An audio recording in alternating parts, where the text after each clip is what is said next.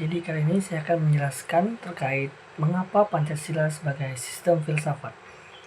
Pancasila disebut sebagai sistem filsafat karena merupakan hasil perenungan mendalam para pendiri bangsa mengenai hakikat kehidupan bernegara dan bermasyarakat. Nilai-nilai dalamnya membentuk satu kesatuan yang terstruktur, saling berkaitan, dan ditujukan untuk mencapai cita-cita bersama. Sebagai suatu sistem filsafat, Pancasila memenuhi kriteria utama karena memiliki 3 landasan dasar. Yang pertama, yaitu landasan ontologis, menjawab hakikat dasar manusia sebagai makhluk individu sekaligus makhluk sosial yang diciptakan Tuhan. Yang kedua, ada landasan epistemologis, menjelaskan sumber nilai Pancasila yang berasal dari nilai-nilai luhur budaya, adat istiadat, dan agama yang hidup di Indonesia. Dan yang terakhir, yaitu landasan aksiologis, menitik beratkan pada fungsi dan manfaat nilai-nilai Pancasila sebagai panduan moral, etika, dan tujuan luhur bangsa. Oke, banyak yang bertanya, mengapa Pancasila sebagai filsafat negara? Pancasila telah ditetapkan pada 18 Agustus 1945 dan berfungsi ganda, yaitu dasar negara dan sistem filsafat. Sebagai sistem filsafat, Pancasila memberi kerangka berpikir, sikap, dan tindakan. Di tengah arus globalisasi, modernisasi, dan masuknya nilai asing, Pancasila berperan sebagai menjaga identitas budaya dan konsensus moral bangsa agar tidak tergerus oleh dinamika eksternal. Pemahaman yang mendalam mencegah transformasi Pancasila menjadi sekedar hafalan.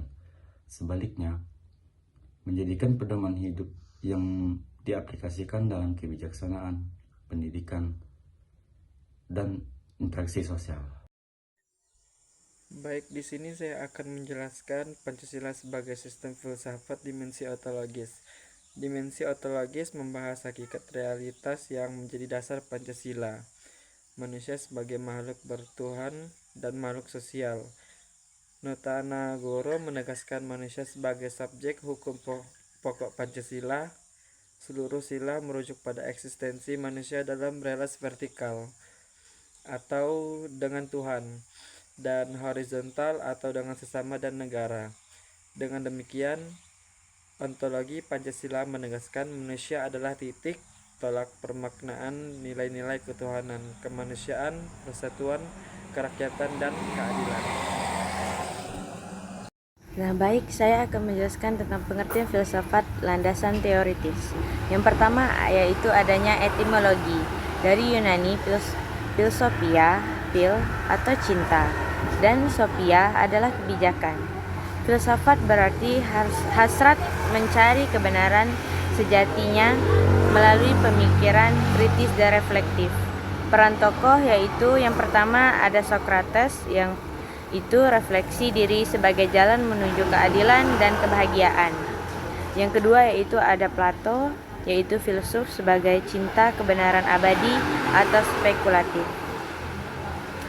Baik, jadi selanjutnya filsafat berfungsi sebagai produk atau pengetahuan teori dan proses metode berpikir kritis, memengaruhi berbagai aliran, yaitu yang pertama ada rasionalisme, materialisme, dan pragmatisme.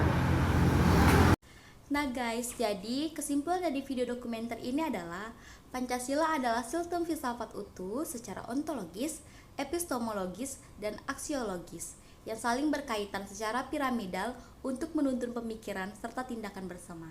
Kemudian untuk saran bagi kita, generasi muda wajib memahami Pancasila secara mendalam melalui pendidikan yang konseptual serta adanya teladan nyata dari pemerintah dan lembaga. Bye!